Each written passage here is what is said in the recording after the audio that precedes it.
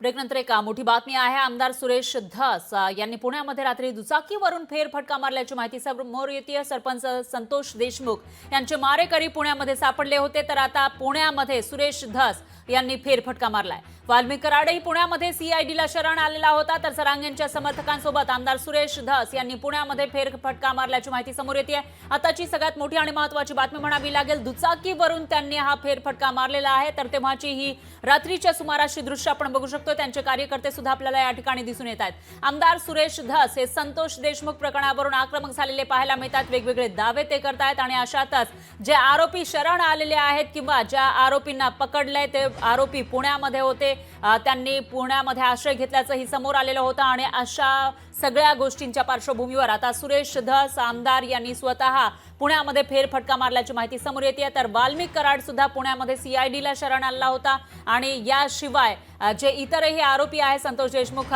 यांच्या प्रकरणामध्ये ज्यांना आरोपी करण्यात आला आहे तेही पुण्यामध्ये सापडलेले होते। त्या पार्श्वभूमीवर जरांगेंच्या समर्थकांसोबत आमदार सुरेश धस यांनी पुण्यात फेरफटका मारल्याची माहिती समोर येते।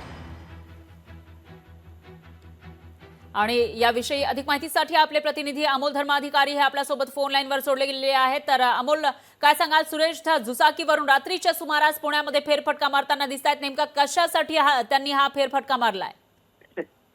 खरं तर अचानक सुरेश धस यांनी हा पुणे दौरा केलेला आहे। यामध्ये मराठा क्रांती मोर्चाचे काही मराठा सेवक आहेत ते सुद्धा आपल्याला पाहायला मिळतात आणि त्यांच्या दुचाकीवर बसून त्यांनी शहरातल्या काही भागांमध्ये फेरफटका मारलेला आहे।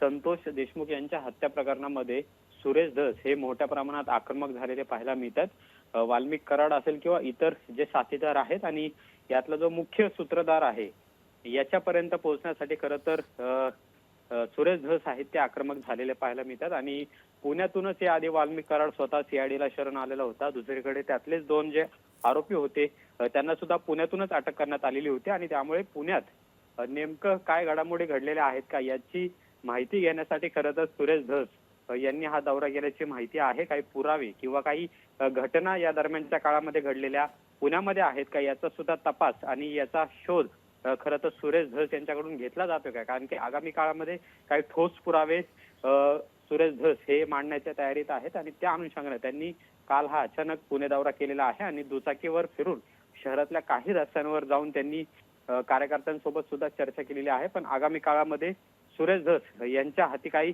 पुण्यातून धागेदोरे हाती लागतात का हे सुद्धा पाहणं महत्त्वाचं आहे। निश्चितच अमोल, धन्यवाद तुम्ही दिलेल्या या सविस्तर माहितीसाठी। लोकशाही मराठी ऐका, पहा, जागरूक रहा।